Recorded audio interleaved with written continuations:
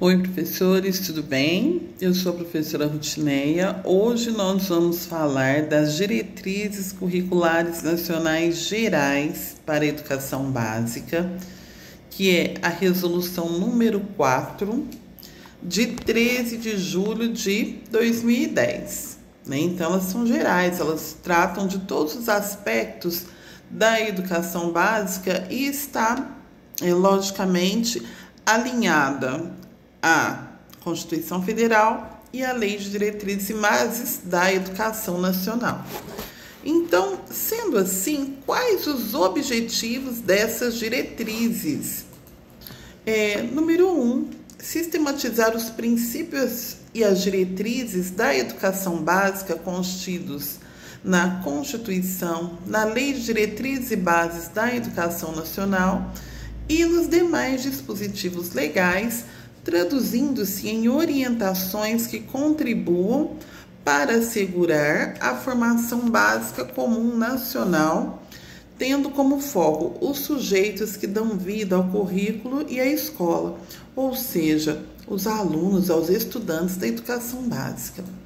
Número 2, estimular a reflexão crítica e propositiva, que deve subsidiar a formulação, a execução e a avaliação do projeto político-pedagógico da Escola de Educação Básica. Número 3, orientar cursos de formação inicial e continuada de docentes e demais profissionais de educação básica, os sistemas educativos dos diferentes entes federados e as escolas que os integram, indistintamente da rede a que pertençam. Então, já são diretrizes, o nome já diz, é para servir de base, tanto para a vida do estudante, para orientar os cursos de formação e orientar os sistemas de ensino na organização de suas atividades. Então, com relação às etapas e modalidades, essas diretrizes, elas devem evidenciar o seu papel indicador de opções políticas, sociais, culturais, educacionais e a função da educação na sua relação com o projeto de nação, tendo como referência os objetivos constitucionais, que se fundamentam na cidadania, na dignidade da pessoa, o que pressupõe igualdade, liberdade, pluralidade, diversidade, respeito, justiça social, solidariedade e sustentabilidade. E no que se refere aqui às referências conceituais, quais os princípios dessas diretrizes? Vamos lá, quem conhece LDB vai identificar. Igualdade de condições para acesso, inclusão, permanência e sucesso na escola, né? Antes falávamos só acesso e permanência. Hoje já se coloca a inclusão e o sucesso.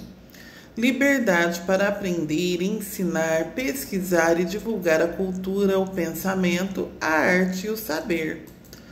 Pluralismo de ideias e de concepções pedagógicas. Respeito à liberdade e aos direitos.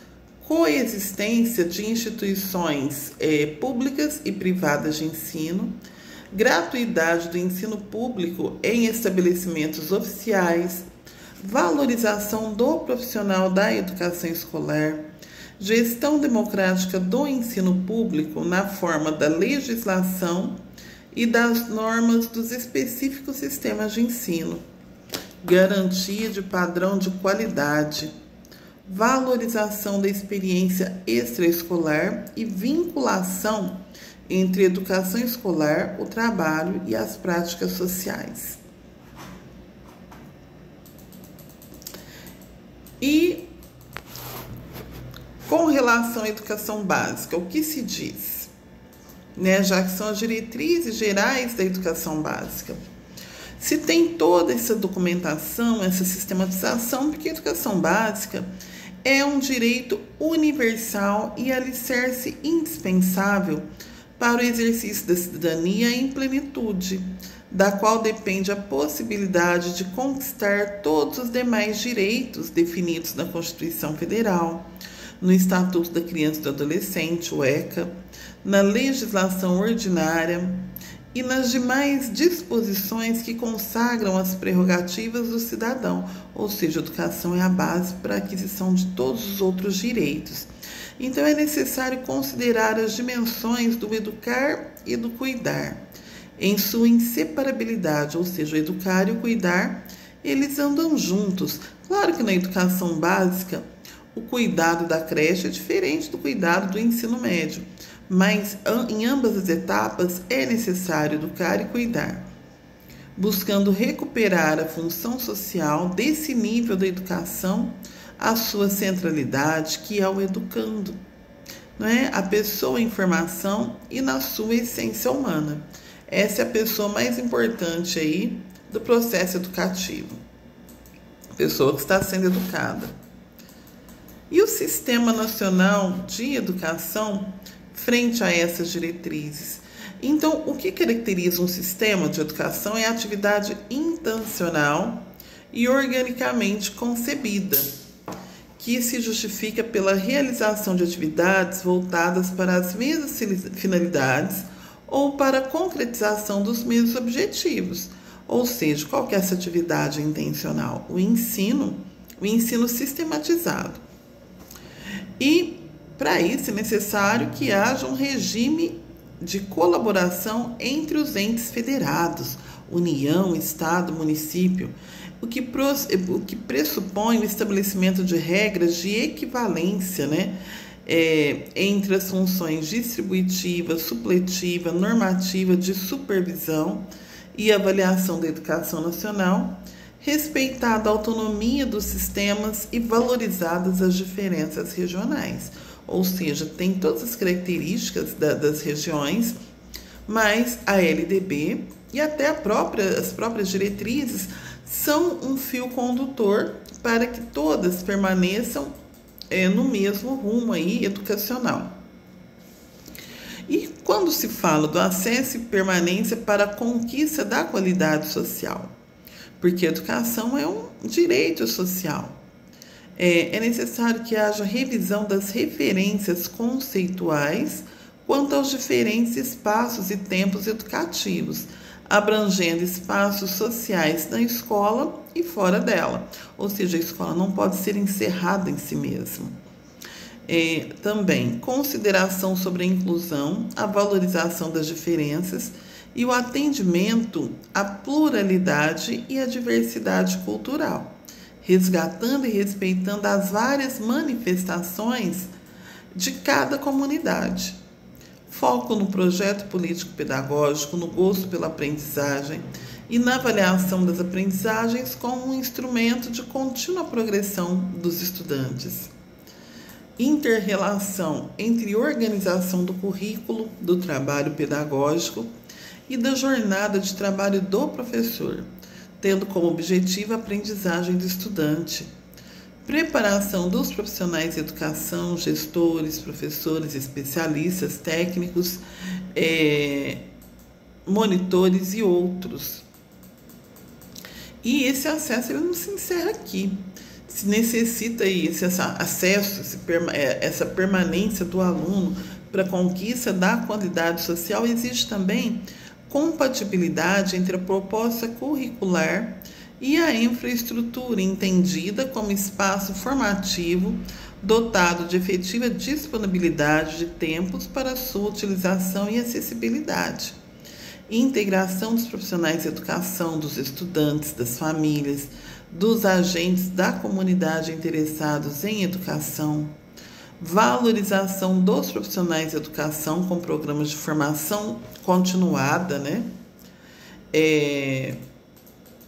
Critérios para acesso, permanência, remuneração compatível com jornada de trabalho definida no projeto político-pedagógico, realização de parcerias com órgãos locais, tais como os de assistência social e desenvolvimento humano, cidadania, ciência e tecnologia, esporte, turismo, cultura e arte, saúde e meio ambiente. E como trazer essa educação com essa qualidade social, que a gente já vislumbra aí a participação de outros parceiros que estão na comunidade, né? E como a gente traz essa educação para um modo integral, dotada dessa qualidade social? O que se coloca aqui nas diretrizes? Creches e escolas que possuam condições de infraestrutura e adequados equipamentos, professores qualificados com remuneração adequada e compatível com a de outros profissionais com igual nível de formação, ou seja, formação de nível superior, em regime de trabalho de 40 horas, em tempo integral, em uma mesma escola. Definição de uma relação adequada entre o número de alunos por turma e por professor, que assegurem aprendizagens relevantes. Pessoal de apoio técnico e administrativo que responda às exigências do que se estabelece no projeto político-pedagógico. E quanto à organização curricular? Qual é o seu conceito, quais os seus limites e as suas possibilidades? Primeiramente, uma responsabilidade.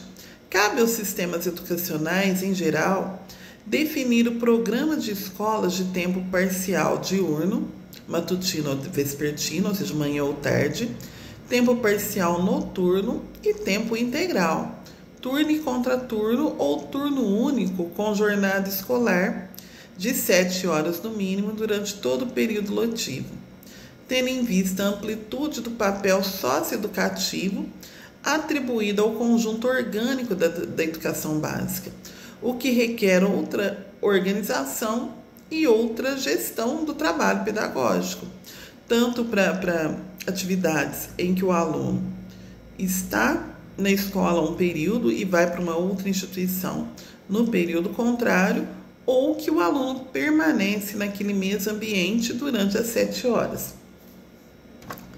Então, deve-se ampliar a jornada escolar em único ou diferentes espaços educativos, nas quais a permanência do estudante vincula-se quanto à quantidade e qualidade do tempo diário de escolarização, quanto à diversidade de atividades de aprendizagens.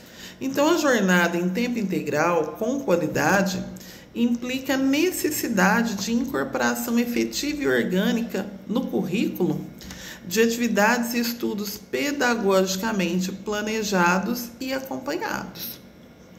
Não é? Porque são muitas horas na escola e não pode ser um tempo desperdiçado ou maçante para o estudante. Por isso se pede tanto esse planejamento, esse acompanhamento, para que esse estudo seja realmente frutífero. Então, os cursos em tempo parcial noturno devem estabelecer uma metodologia adequada às idades. Não pode ser igual ao que é realizado para a criança. As idades, a maturidade, a experiência de aprendizagem para atenderem aos jovens e adultos em escolarização no tempo regular ou na modalidade de educação de jovens e alunos. E como fica o currículo e organização do percurso formativo? São colocados alguns itens aqui para ser pensados.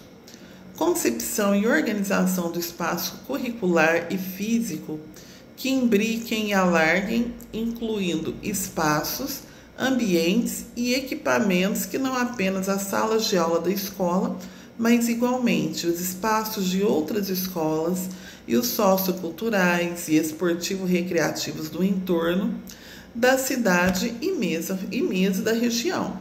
Então, essa é a proposta para o integral.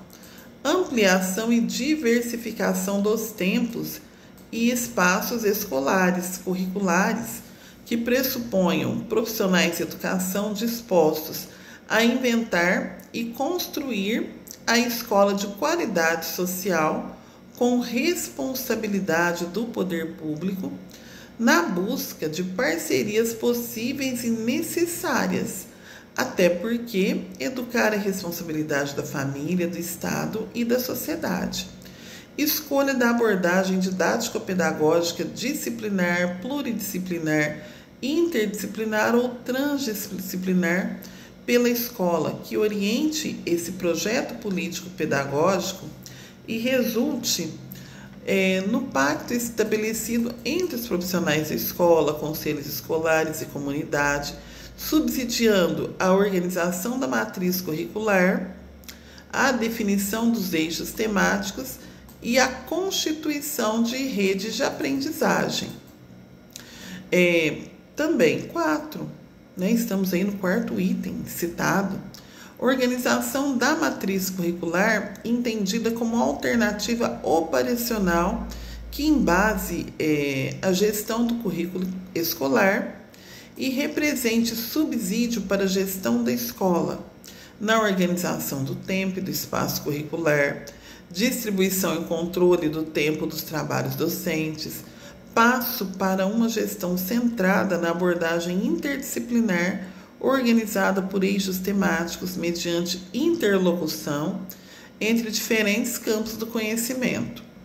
Entendimento de que eixos temáticos são uma forma de organizar o trabalho pedagógico, limitando a dispersão do conhecimento, fornecendo o cenário no qual se constroem objetos de estudo, propiciando a concretização da proposta pedagógica centrada na visão interdisciplinar, superando o isolamento das pessoas e a compartimentalização de conteúdos rígidos, dando asas à flexibilidade. E estimula a criação de métodos didático-pedagógicos, utilizando-se recursos tecnológicos de informação e comunicação a serem inseridos no cotidiano escolar, com o fim de superar a distância entre os estudantes, que aprendem a receber informação com rapidez, utilizando a linguagem digital, e professores que dela ainda não se apropriaram. Aqui, mais um ponto. Constituição de rede de aprendizagem, entendida como um conjunto de ações didático-pedagógicas com foco na aprendizagem e no gosto de aprender, subsidiada pela consciência de que o processo de comunicação entre estudantes e professores é efetivado por meio de práticas e recursos diversos. E também, por fim, se propõe a adoção de rede de aprendizagem também como ferramenta didático-pedagógica relevante nos programas de formação inicial e continuada da educação, sendo que essa opção requer um planejamento sistemático, integrado e estabelecido entre sistemas educativos ou conjuntos de unidades escolares para esse fim.